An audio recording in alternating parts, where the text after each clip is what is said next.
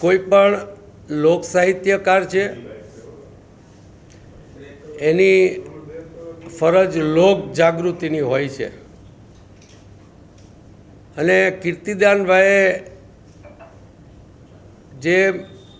મીટરની વાત કરી છે એ મીટરને બરોબર સમજીને લોક સાહિત્યકાર તરીકે લોક જાગૃતિનું કામ કર્યું હોય,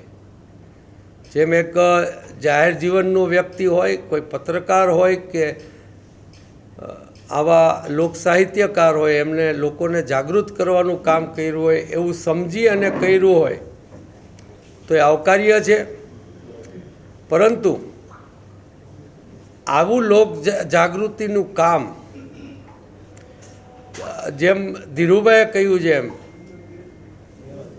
બરોડા, સુરત, રાજકોટ,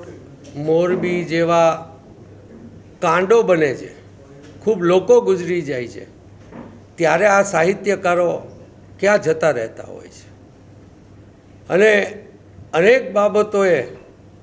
સાહિત્યકારોએ જે સમાજની રીઢ ગણાય, એક સાધુ સંતો, એક જાહેર જીવનના લોકો,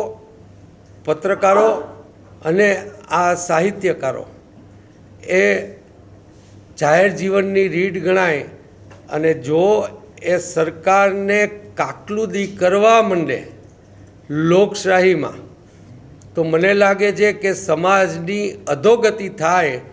અને ગુજરાતને એ તરફ વાળવાનું કામ આ બીજેપીએ બધાને ડરાવીને કરાવી રહી છે. એ ખૂબ જ દુઃખદ છે.